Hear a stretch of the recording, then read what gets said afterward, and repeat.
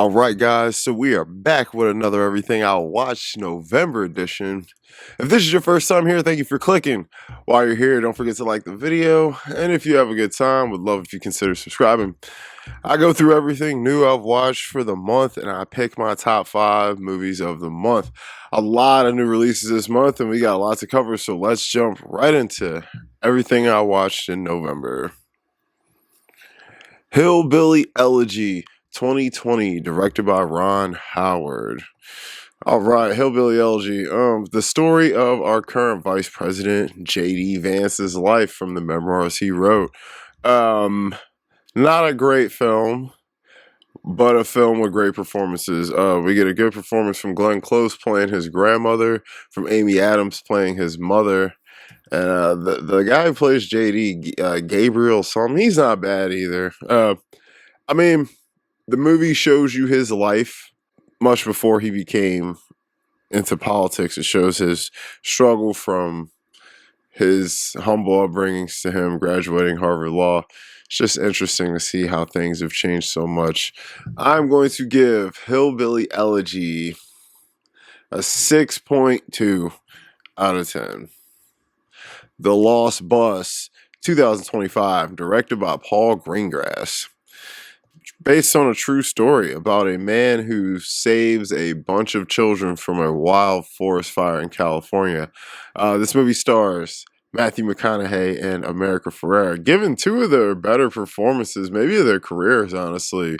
Matthew McConaughey was absolutely fantastic in this movie. It is a tense thrill ride, pretty much from the first 10 minutes all the way to the end.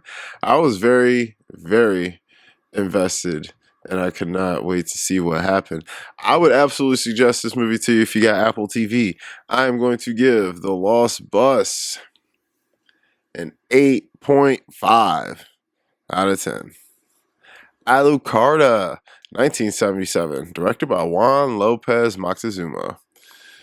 Old 70s culty horror movie about a young girl who loses both of her parents and ends up going to a nunnery, and things end up going off the rail after she meets one of the young ladies who lives there. Alucard is a fun culty horror film that I absolutely had a great time with. I would definitely suggest throwing this on next spooky season. I don't want to tell you too much, but just check it out. I'm going to give Alucarda an 8.7 out of 10. To Have and to Have Not, 1944, directed by Howard Hawks. Howard Hawks, man, one of the best directors coming out of the golden era. This film, starring Lauren Bacall and Humphrey Bogart, two legends of their time, is about a man in France who ends up falling for a young lady, all while some things are going on, of course, with people who live there, and it's wartime, all that good stuff. It's a kind of a you can call it a screwball comedy, I guess, but it lives in the same vein as like a Casablanca. But I had a great time with it. I'm going to give To Have and to Have Not an 8.2 out of 10. Hunt for the Wilder People, 2016, directed by Taika Waititi.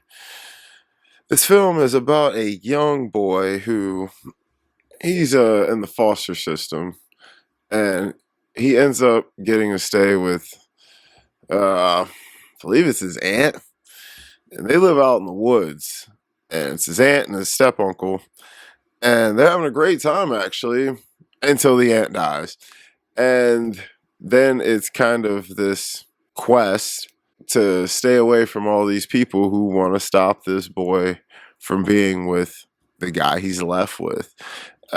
It's not a bad film. I was expecting a little bit more, but it had its laughs and its moments. You get a good performance from Sam Neill.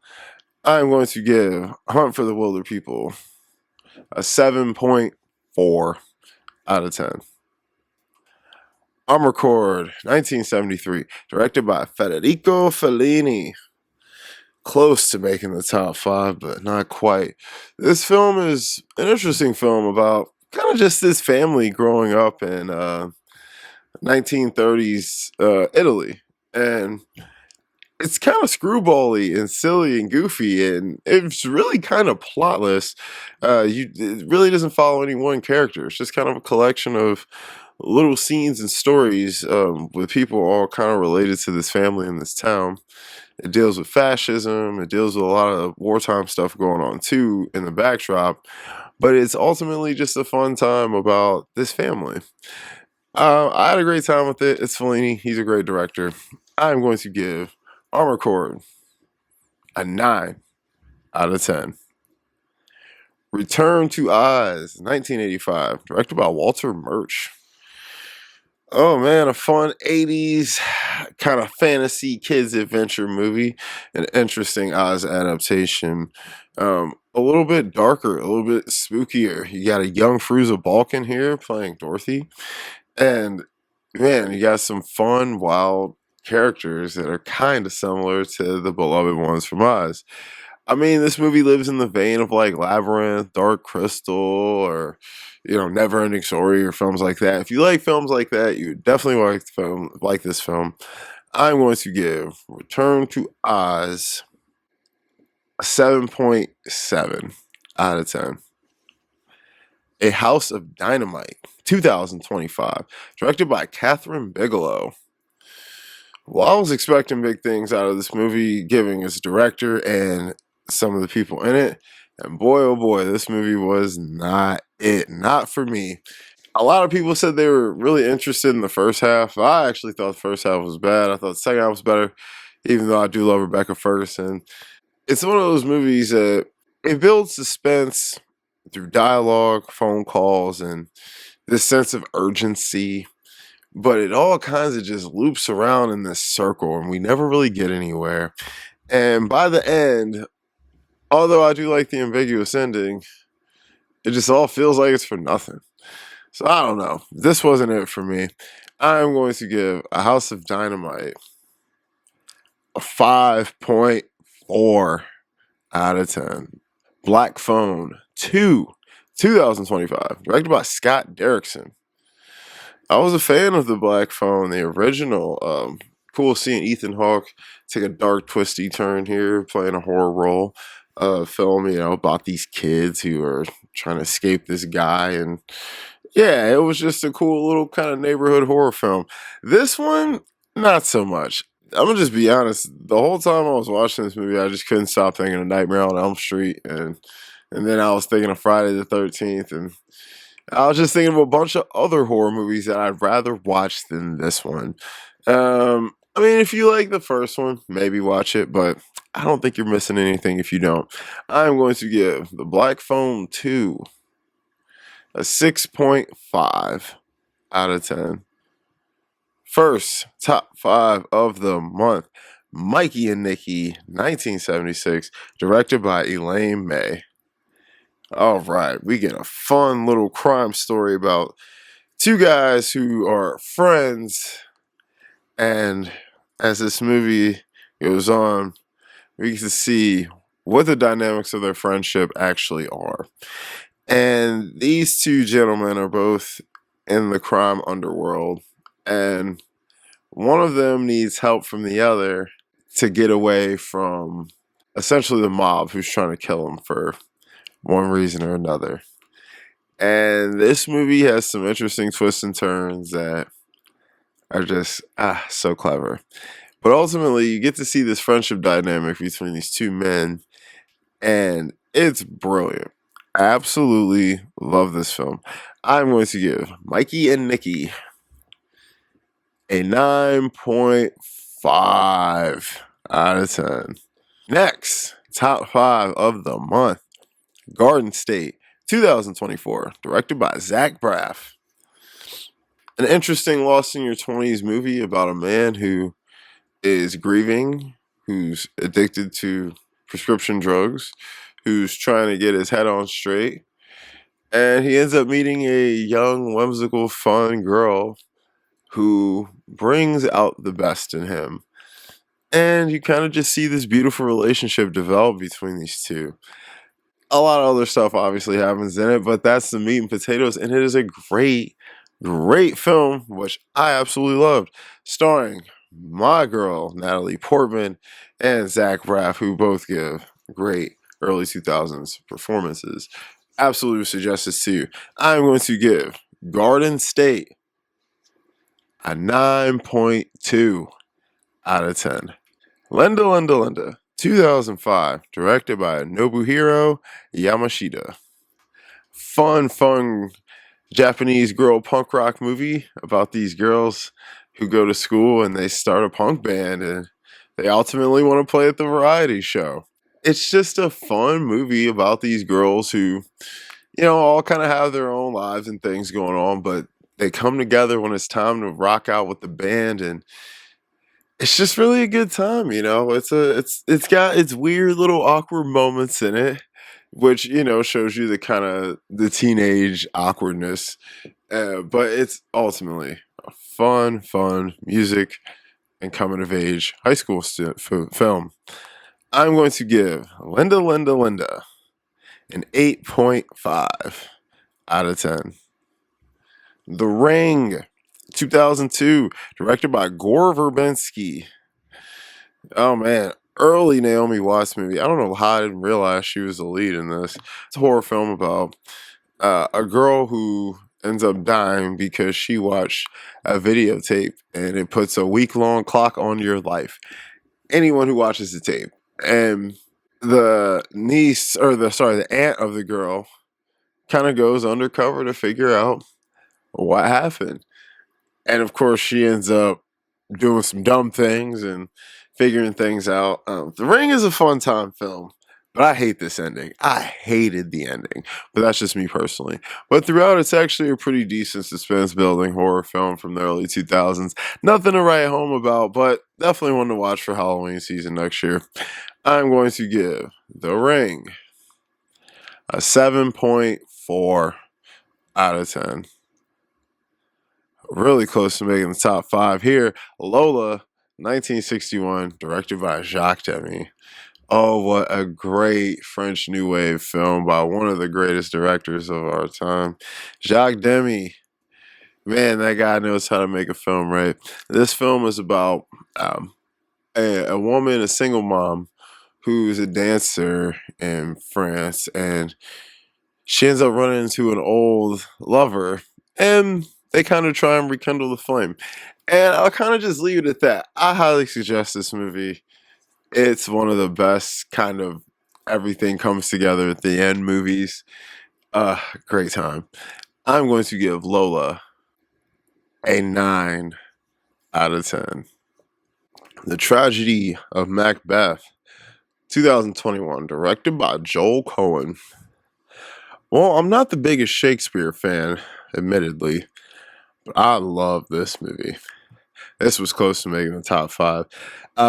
First things first, Denzel as Macbeth. Beautiful.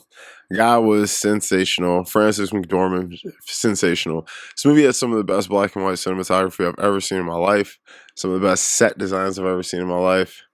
I was really vibing with this film, despite the Shakespearean dialogue that I often struggle with.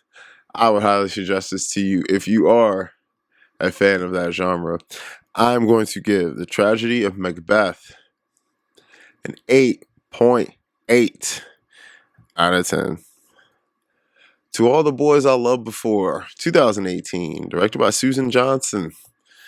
Well, I know these films are based on a book series, and I heard a lot of good things about the first one, so I wanted to watch the first one, and I actually did enjoy it. This film's about a young girl who is kind of in love with her sister's boyfriend, but she has all these letters she wrote to all the crushes of her life, and they somehow end up all getting mailed to the boys, and it kind of spins her life upside down. It's actually a cute, fun, coming of age high school movie. I mean, if you like these kinds of stories, you'll love it. You'll have a great time with it. I'm going to give To All the Boys I Loved Before a 7.8 out of 10. Layer Cake, 2004, directed by Matthew Vaughn. Early Matthew Vaughn, early Daniel Craig. Great fun little action film. It kind of It's got that British flair to it, that early 2000 British action flair to it. You know, it kind of, it'd be a good pairing with like, some Guy Ritchie films or something like that.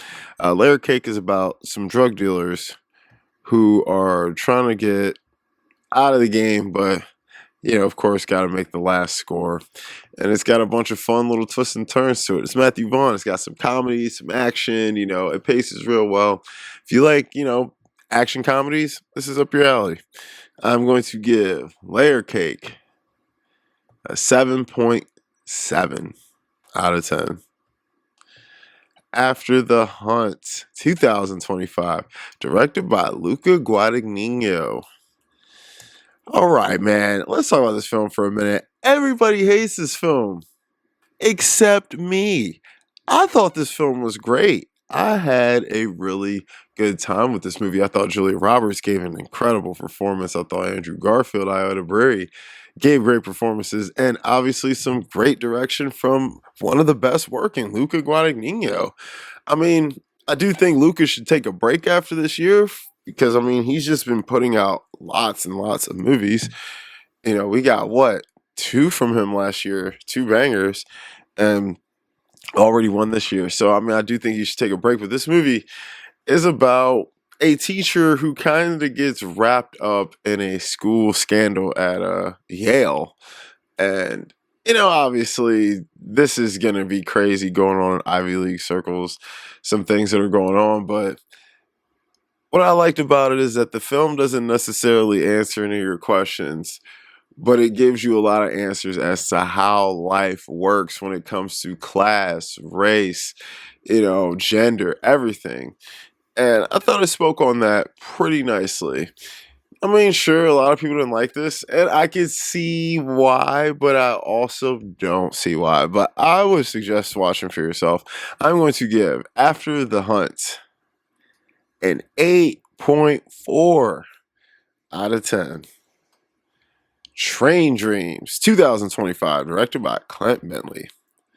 Probably my most surprising watch of this month. Train Dreams was a beautiful, gorgeous film about a man going through his life before, during, and after a tragedy happens. And it's kind of a revisionist tale. A guy who kind of helped shape the landscape of America, and we got to see things through his eyes.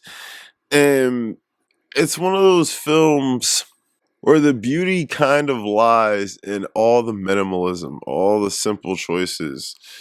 There's not a lot of crazy things you're going to see happen in this film, but somehow by the end, it does touch you. Gotta give a big shout out to Joel Edgerton. Not the biggest fan of his, but he was good in this film. And Felicity Jones, I love you. I'm going to give Train Dreams an 8.7 out of 10. Next, top 5 of the month, Rogue, 1987, directed by Stanley Kwan. Oh man, this is a fun film. I believe we're coming out of Japan with this one. Maybe Hong Kong? Oh my god, I'm sorry. I don't remember. I think it's Hong Kong. Coming out of Hong Kong with this one. Man, this is about a young sex worker who ends up dating a man whose family won't accept her. And they make a pact to take themselves out so they can be together forever in the afterlife. And something goes wrong in said plan, and the other has to find the other as a ghost. And I'm going to tell you right now, this is the movie I expected In the Mood for Love to be. I expected it to hit me on that level like this did. I don't know, man. I don't know if it was the state of mind I was in when I was watching it or what, but I absolutely love this film. As it went on, I just kept getting more and more engrossed in the story and what statements were being made about how time has changed the way the world looks at certain people of society. So, and there's a lot going for this movie. I would suggest this highly. I'm going to give Rogue a 9.4 out of 10. Smashing Machine, 2025, directed by Benny Safdie. Great performance by The Rock. Great performance by Emily Blunt. Couple of touching moments. But other than that, this movie, it was good, but it didn't have, it just didn't have that punch like The Wrestler did, or it just lacked that kind of like that deep punch that you need from a movie like this for it to really work. But shout outs to The Rock. It's definitely worth watching. I'm going to give The Smashing Machine a 7.2 out of 10. Next, top 5 of the month, The Long Walk, 2025, directed by Francis Lawrence. All right, man. This was the movie for me, I think, of the month. If you want me to be real, this and the next top 5 we have up. God, I love this movie. Loved it. Shout outs to David Johnson for giving one of the best and most slept on, and one of the performances just going to go overlooked this year. This dude should be getting a best supporting nom, maybe even talking about a win. I know everyone wants Sean Penn to win, and that's fine, but this kid is incredible. Shout outs to my man, Cooper Hoffman, man. You're following in your dad's footsteps very well. And Judy Greer giving one of her best performances of her career.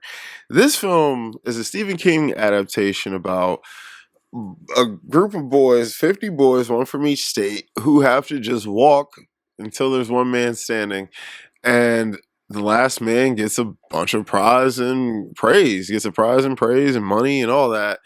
But this film is about the relationship that you see form between these boys walking, and my God, it's touching. I cried so much watching this movie. It's insane. I absolutely love this film, and it plays even better on a rewatch. I am going to give The Long Walk a 9.5 out of 10. Frankenstein, 2025, directed by Guillermo del Toro. It was hard leaving this off the top 5 too, because I've really had a good time with this movie. I know people have their issues with it, but I'm sorry. It's just too well acted. The set designs, the makeup, everything just works a little bit too well here for me to deny it. I was entertained. I had fun. And Jacob Elordi, you were incredible, my dude. Look, if you didn't like Frankenstein, you didn't like it. But if you did, you did. I'm in camp. Like, I'm going to give Frankenstein an 8.5 out of 10. Eleanor the Great, 2025, directed by Scarlett Johansson. Getting a directorial debut from Scarlett Johansson. This is a fun film about an elderly woman who loses her best friend and moves back to her hometown and just ends up getting caught up in a little white lie, and it just goes too far. But this film was about this relationship you see form between this young woman and this older woman, and how it's weird how certain things can bring us together. And, this is just a sweet film, and it'll make you think about your grandmother or your great grandmother, and, how it's really important to take care of our elderly and stay close to our loved ones as they age. I'm going to give Eleanor the Great a 7.7 out of 10. Good Fortune, 2025, directed by Aziz Ansari. Aziz coming with a directorial debut, and I believe he wrote this movie as well. I was very surprised at how much I enjoyed this film. I actually loved this film. I thought it was a great take on capitalism, on the current state of the world, how the wealth gap really is crazy. And I thought it was cool for people to show this story, this kind of wonderful life type of tale, where you see these people switch lives and how it really does affect them. And I love the honesty of this movie. I do. This movie is very honest in what it's showing, because a lot of people want to think, well, money can't buy happiness. And a lot of people will call BS on that. I gotta give it up to Keanu Reeves, giving one of his best performances of his career in this movie. I'm going to give Good Fortune an 8 out of 10. Roofman 2025, directed by Derek Cianfrance. Oh man, Channing Tatum has been probably one of our better, movie stars of the last decade or two. And I mean, he really brought it in Roofman. I had a good time with this movie about a guy, a very smart guy, who ends up going to prison, breaking out, and living in Toys R Us for like a year or something, almost like 8 9 months. No, I had to be at least a year, something like that. It was a while. But this crime movie is super fun and touching at the same time. It kind of feels like an adult kid movie because you see this grown man in Toys R Us playing with toys, wearing Spider-Man shirts and acting like a kid, and I find it all quite funny. But it gets real too because there is this criminal side to it. Get a great performance from Channing Tatum, Peter Dinklage, Kirsten Dunst. Great seeing her in movies again. She has been killing it. I would definitely suggest Roofman to you. I'm going to give Roofman an 8.2 out of 10. Waltzing with Brando, 2024, directed by Bill Fishman. One of the most overlooked and underrated films to drop in the last 2 years. I had a great time with this movie, and it's mostly because of the fantastic dynamic transformation of Billy Zane to Marlon Brando. I am a big Brando fan. On the Waterfront is one of my favorite movies and performances of all time. Obviously, his performance in Apocalypse Now is just, that monologue he gives is just beautiful. Marlon Brando is a special guy. A guy will never really have another one. I really don't think so. But my Lord Billy Zane, he turned into this man. The look, the voice, the cadence, the attitude. I mean, if you knew anything about Brando, you know this is how this man lived his life. And this is how he treated the people around him. And I thought this was just a fun, few years of a story about a guy who dealt with Marlon and who was friends with him. And they showed, a lot of the good, the bad, and the ugly of him. And, you may be able to argue that the film romanticizes him a little bit, but come on, man, it's Marlon Brando. I am going to give Waltzing with Brando an 8 out of 10. The Roses, 2025, directed by Jay Roach. This was a shocking movie, not because of how good it was, because of what was in it. This movie was vicious about a couple whose relationships dynamics switch, where one who was on top ends up being on the bottom, and we have to see how these two people adjust to their new roles in the relationship. And it takes a toll on them, and we see the claws come out. And this movie just shows you some of the real ugliness that can go on in a marriage as things change. And I don't know, man. This one was pretty gnarly. It was a tough watch at times to see these two people who are supposed to love each other do and say some of the things that they said. And for a comedy, this movie goes there as far as relationship aspects. Great performances from Olivia Colman and my man Benedict Cumberbatch. I'm going to give The Roses an 8 out of 10. Shelby Oaks, 2025, directed by Chris Stuckman. All right, fellow YouTuber, one of the biggest YouTube, probably the biggest YouTube movie channel on here that discuss film reviews. Chris Stuckman comes with his directorial debut as a YouTuber. It's great to see one of us do something like this. But as a film critic, I have to be honest. This movie was not good. I was not a fan. I didn't enjoy much of it. There's a lot of problems here with the writing. It actually paces pretty well for the most part, but narratively, there's some choices made here that just don't make sense. We clearly were inspired by a lot of movies that Chris probably grew up loving that I also love. But ultimately, man, this turned into a jumbled mess that uh, just left me with way more questions than answers, and questions I really don't care to have answered. I'm going to give Shelby Oaks a 5.4 out of 10. Him, 2025, directed by Justin Tipping. A movie that everyone hated except me.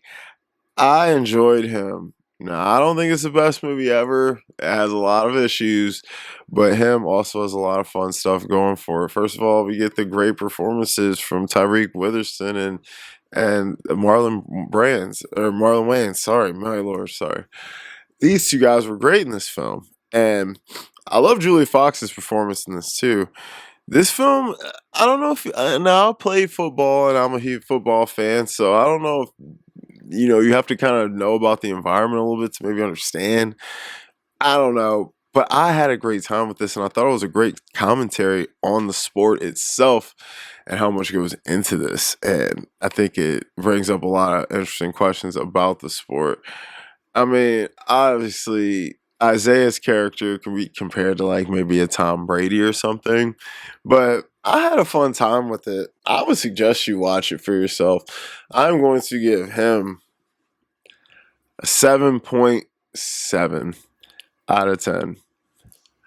Good boy. 2025, directed by Ben Leonberg. All right. And my pick for best actor this year goes to Indy from Good Boy. Because this dog from this movie is giving an all-time performance. I don't care what you say. The people who are downplaying this dog's performance, go get your dog to do this. Yeah, I want to see it. This dog was fantastic. And I'm going to be honest. This movie does not work without the performance of the dog. This movie is about a dog whose owner is going through some gnarly cancer, and in my opinion, I thought the cancer was the monster itself, and obviously we're seeing the horror play out from that point of view, but he just cares about his owner and he just wants him to get better. And this movie, it actually is pretty good in what it's trying to say. And I mean, this is all credit to the dog and the director, man. They really made this work. I had a good time with it. I'm going to give Good Boy 7.4 out of 10. Birth of a Nation, 2016, directed by Nate Parker. All right, man. A gritty movie about Nat Turner's rebellion. And if you don't know anything about Nat Turner's rebellion, I want you to go online and I want you to look that up. Then I want you to go and watch this movie. This movie is powerful, man. Great story about civil rights. And obviously, one of the darkest times in American history. And I'm just going to leave it at that. I'm going to give Birth of a Nation an 8.8 out of 10. How to Have Sex, 2023, directed by Holly Manning Walker. British coming-of-age film, or lost in your 20s, I guess, about this group of girls who go on a trip to Greece to have sex, party, and make memories. And one of the girls just doesn't have as good a time as the rest. And I thought this movie was very brilliant. Very brilliant how it shows you how growing up in your 20s is, losing friends, partying, how all of these things can tie into shaping who you become as an adult. And I thought it was just an excellent commentary. There was a couple little issues I had with it where I just did not feel it was realistic, but other than that, I thought they tackled this subject very well. I'm going to give How to Have Sex an 8.4 out of 10. If I Had Legs, I'd Kick You, 2025, directed by Mary Bronstein. Shout outs to Rose Byrne giving an Oscar worthy performance in this film about a therapist who has a daughter with very serious health issues and a crumbling marriage, and everything around this woman is crumbling. And we're seeing how she deals with this. And, this film, I thought it had a lot of good metaphors in it. I thought it had a lot of good tie-ins from current times into this movie and showing how things are now and how they are playing into people's mental health. It's got a lot going for it. Shout outs to A$AP Rocky, really becoming an actor. 2 big movies this year, having a pretty big role in this, and doing a great job. I would highly suggest this movie to you. If I had legs, I'd kick you. I'm going to give an 8 out of 10. Next and last, top 5 of the month, Bugonia 2025, directed by Yorgos Lanthimos. Yorgos, one of my favorite working directors right now, coming back to us again with another banger. This movie is based on I believe it's a South Korean film called Save the Planet Earth. Jesse Plemons gives an Oscar, in my personal opinion, it's my favorite performance of the year from a male that I've seen. Still got to see Chalamet. But I think Jesse Plemons should win the Oscar as it stands right now. He was absolutely incredible in this. Emma Stone giving another all-star performance in this wacky film about 2 guys who want to kidnap a CEO because they believe she is an alien. And I know this sounds wild, but this movie is legit. It's got some of the coolest stuff I've seen all year in it. I highly suggest this to you. It's weird, but it's Yorgos, I'm going to give Bugonia a 9.5 out of 10. Last, but certainly not least, Oh Hi, 2025, directed by Sophie Brooks. I got one question, man. Is it really that hard in the dating game these days where we're chaining dudes up to the bed, forcing them to date us? My lord. This movie is crazy, bro. It's about a young couple. At least I thought they were. It's about 2 people who are dating, and you can tell right away that they haven't been dating that long, who go on a weekend getaway together, and they're having a great time. And it's the man reveals that, hey, we're just having fun. We are not together.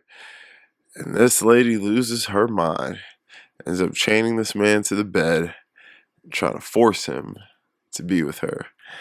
And I thought this movie was funny and I laughed with it, but I also thought it was sad too at the same time but I thought it was well written because you can see all the angles from this perfectly. On one hand, you're like, man, I feel for this guy. But then on the other hand, you're like, dude, you kind of did some things where I'm like, well, I thought it balanced well that way.